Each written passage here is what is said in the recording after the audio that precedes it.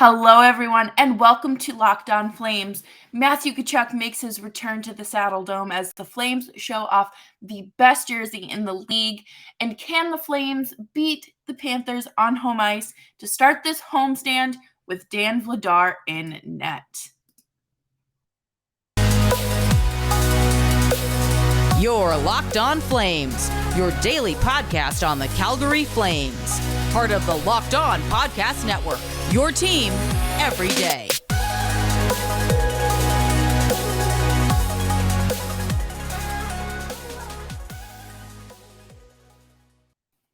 Hello, everyone, and welcome to Locked On Flames. As always, I'm your host, Jess Belmosto, and tonight the Flames are kicking off a 5-game homestand against the Florida Panthers. Will there be cheers or jeers for Matthew Tkachuk when he hits the ice? I'll be interested to see how that pans out. And, of course, how can the Flames snap this skid? And who will be my Flames to watch tonight as the Florida Panthers come to town? But before we do that, just a quick little business note. Remember to subscribe to Locked On Flames wherever you're getting your podcasts. And remember to subscribe to us on YouTube as well. Follow us on social media, Locked On Flames, LO_Flames pod on Twitter, so you can stay up to date with all the latest and greatest news. Calgary's golden child, Matthew Tkachuk, is back. He's back tonight. And according to Ryan Pike, no one scored more goals or took more penalties than Matthew Tkachuk in his time span in Calgary. And I should say that, did that in Calgary. None of his teammates did that. So, currently, Matthew Tkachuk has 29 points. The closest Flame is Elias Lindholm with 16.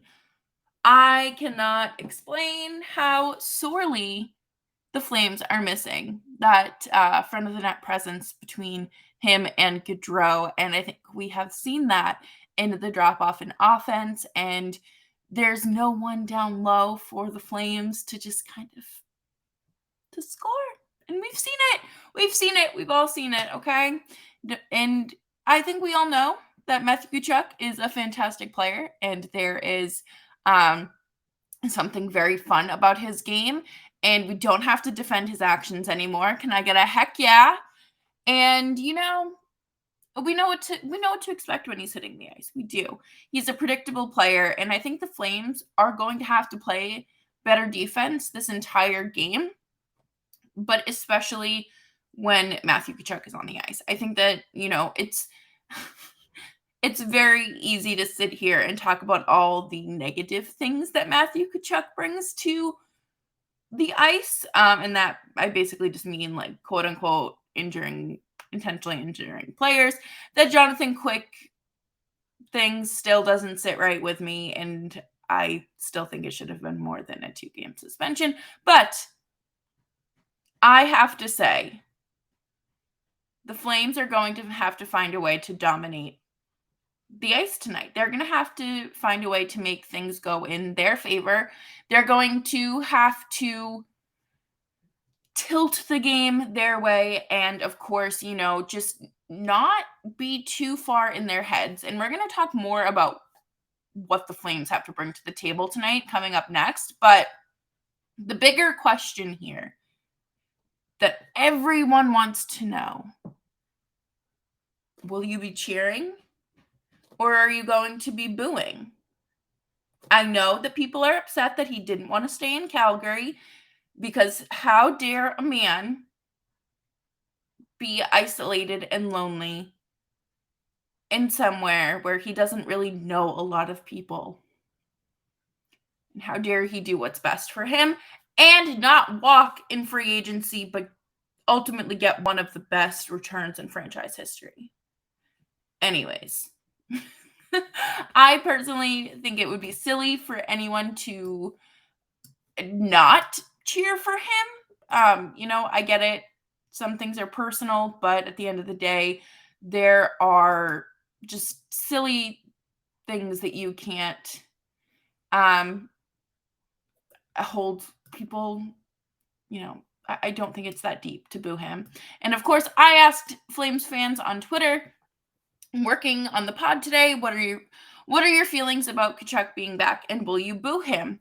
Justin of Sea of Red Central says, I'll cheer for him. He didn't do anything wrong. He's a good kid who made a decision that was best for him. The work he did in our community was wonderful too. Much love for Chucky. And I think that's a good answer. And then Vic Rick at Mr. Greyflow says, not even a little bit. He got us a good package to salvage our franchise. It's the other one I despise and actively cheer against. All right, I guess we still have hard feelings for Johnny Gaudreau there. And then, excuse me, Scott Hood says, I feel he should be booed heavily. He wanted out of Calgary. He's playing far better than either of the guys he was traded for. Zero loyalty. I'd boo him. Okay. Again. Personally speaking, no. A contract has a finite term. Once that is fulfilled, the player has no further obligation to the team. I'd rather trade that player, get something in return. That's a fair answer. And then Clyde says, yes, I will. All right, so we still have a lot of hard feelings in Calgary regarding Matthew Tkachuk, and go listen to some Taylor Swift. Go yell at your TV tonight. Do whatever you need to do to help yourself heal, because I promise you, being mean on Twitter is not going to take care of that. But coming up next, we are going to talk about what the Flames need to do to win, because my God, they need to figure it out. They have to do all these things that they keep talking about in interviews that they have to do, and actually put those actions into words. But before we do that, we are going to take a quick minute. Today's episode is brought to you by BetOnline. BetOnline.net is your number one source for your sports betting info and stats, news, and analysis this season. Get the latest odds and trends for every professional and amateur league out there. From football to basketball to soccer and esports, we've got it all at betonline.net. And if you love sports podcasts and are looking to throw more in the mix, head on over to BetOnline and you can find them there as well. They're the easiest and fastest way to get your betting fix. Head to the website today or use your mobile device to learn more. BetOnline, where the game starts. As always, thank you for tuning into today's show. I appreciate you. And remember to follow me on Twitter at JessBelmosto. The thing here is that I feel like we're back where we were pre-Daryl Sutter. I knew the Flames were going to be off to a slow start, right? Of course, like, you're losing 240 goal scorers, you're making adjustments, but I didn't think it would be this. I feel like we're waiting and waiting for this team to turn a corner. Thankfully, there are 82 games this season and not 56, so we don't have to just kind of say, like, oh my God, like, basically the first half of the season is done. And we have a little bit more wiggle room there, but these actions on the ice are not equaling what the words they're saying in these press conferences. So I don't know if it's the lines. I don't know if it is the coaching. I don't know what it is that is causing the Flames to have this continuous struggle. I thought that the win in Florida against the Panthers was kind of going to be a moment where they would turn that corner. And I talked so much about turning the corner back during the shortened season. And I feel like we're back there, but it's not as bad. But tonight, we do have some goaltending, quote unquote, controversy, which we didn't have in 2021. Dan Vladar gets the start, and this is only his 5th home start since being traded to the team in 2021. To me, that is a very concerning statistic, considering they played 41 home games last year and how many so far this year. Not a great look for Daryl Sutter, not starting his backup goalie at home. and continuing to burn out and ride Jacob Markstrom into the ground.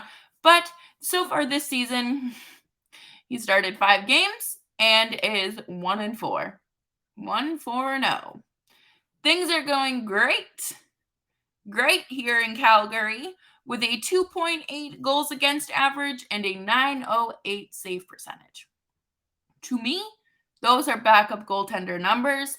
I'm not gonna sit here and throw jabs at the guy who is basically just paid to sit on the stool because his coach just doesn't want to play him. I think that that's silly. I think Dan Vladar came up in one of the best goaltending pipelines, prospect-wise, and had a lot of great people to learn from and learn with.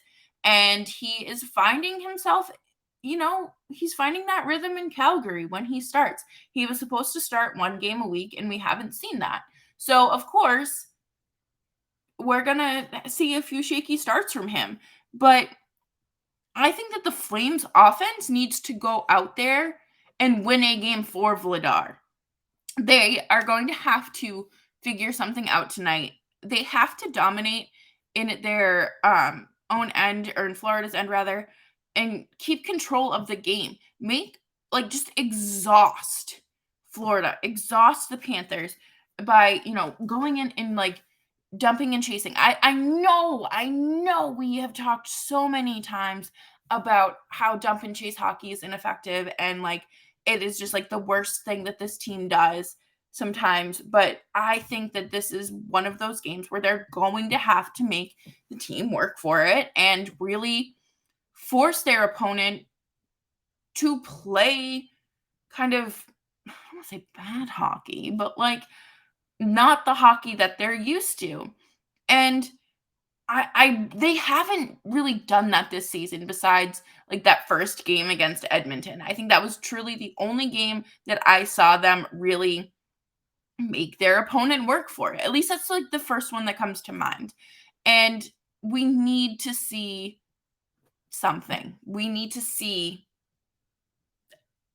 a flash of life.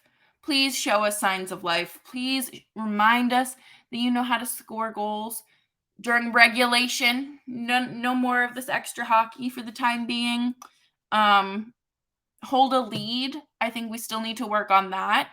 And the other day, Brad Treliving told Mangiapane that he needs to play a beat-up Honda Civic instead of a fancy car. That's great. That is super great, but you already have somebody on your team that you're paying to play a beat-up Honda Civic, and they haven't had a goal in almost 80 games. So maybe we don't say that to one of the best goal scorers on the team, personally. Just my opinion. But no, I think that Andrew Mangiapane is someone who does need to find their offense. He needs to just figure it out. I think that he is struggling. I think, again, it's a confidence issue. I think that he is probably in his own head because he knows that, he has an expectation to live up to, and he's still a young kid, and he just signed that contract extension as well. And I do expect more from him. I do, and I think everyone should, but the expectations shouldn't be a 40-goal season when he's buried on a line with Dylan Dubé and, Backlund or something. You know what I mean? You can't, you have to manage those expectations. And my expectation going into tonight is less special teams. Less special teams. The Panthers are smack dab in the middle of average when it comes to special teams, so I don't think that the Flames necessarily have a giant advantage here. I think that you're going to have to watch Nikita Zadorov and make sure that he's not tripping, high sticking, doing anything that is going to put you in a situation where you're down a man. No more penalty kills. I think that Nikita Zadorov should have to pay every single one of his teammates $10,000 every single time he takes a penalty. It's like when you spray a dog with water so they don't jump on the couch, or a cat when they scratch the couch. Just have to condition them, and eventually they learn. Coming up next, we are going to talk about the flames of the game, or flames to watch, who I have on my radar heading into tonight's game. And thank you so much for tuning into Locked On Flames. Make sure that you are following and subscribing the show wherever you get your podcasts. We just talked about Nikita Zadorov, and you know that he is on my watch list as well. I probably should use better wording there because he's not on like an actual watch list, but he's on my radar. He's not, he's just someone you need to watch and be careful for. Are we taking the over or under on penalties? I would take the over because it's Nikita Zadorov, baby. But I just think that part of the solution here is him seeing less ice time. And Nick Zararis talked about it a lot on the show, and I couldn't agree more. He needs to be on the ice less, especially if Tanev is back and healthy. Just please get Nikita Zadorov off my screen when he doesn't need to be out there. He is not your number one defenseman. That is Mackenzie Weegar. Just please. Dan Vladar, flame to watch. 200%. He had an excellent outing against the Penguins last week. He saved 39 shots and was the reason the Flames were able to get a point out of that. I tweeted that Markstrom should have started only because I think that Markstrom needed another win under his belt for confidence. Like, I didn't have any issues with the way that Vladar played. I guess I should clear that up right now. But I want to see these goalies get into a rhythm. And I swear to God, if we have to start doing like one after the other, like every other game, in order to find that rhythm, just do it. I don't care. That is extreme circumstances considering you are paying Markstrom like $6.5 million, but just do it. And of course, I think with Brad Treliving's comments, you're going to have to watch Mangiapane. I think that he's going to try to switch up his game a little bit. I'm sure he went to Milan Lucic to ask for advice about how to play like an old beat-up Honda Civic. That was my first car. My first car in 2014 was a 2006 Honda Civic. I named him Bruce. But I think that Mangiapane is someone that is hopefully going to come into his own. He had a fantastic year last year, and I think that he is missing that rhythm that he was in. I know that he was close with Gaudreau too, so I wonder if, like, not to get like psychoanalytical here, but like I wonder if he like misses his teammate and is just kind of like, I don't have him to go to for advice or anything like that sort of deal. But anyways, no psychoanalysis here on Locked On Flames. And of course, my final player to watch here is Milan Lucic, because we are pushing 80 games without a goal or anything meaningful. 80, I think it's up to 76 games now without a blocked shot. Without a goal. So let's keep those counters going because let's see. I know he's done this once before in his career. He went, I think it was like 96 games without a goal. That was when he was with the Oilers. And I'm pretty sure that's when he was traded. So we're just going to keep an eye out for these things. We are going to keep an eye out because I have little to no faith in Milan Lucic. And you can write that down. But again, Dan Vladar, 39 saves last time he was out there. Nikita Zadorov, less time on ice for you. Andrew Mangiapane, play your game how you want to and how you're comfortable doing it. Don't listen to your general manager. Don't listen to him, but also like don't get too much in your head about it. And Milan Lucic, we got to figure something out with you. Because I know that we're working on like a 2-year extension. I can like feel that in my bones. But alrighty, everyone. That will do it for me today here on Locked On Flames. I greatly appreciate you tuning in, supporting the show, supporting me whenever you get the chance. But I will catch you next time, and thank you so much. Bye-bye.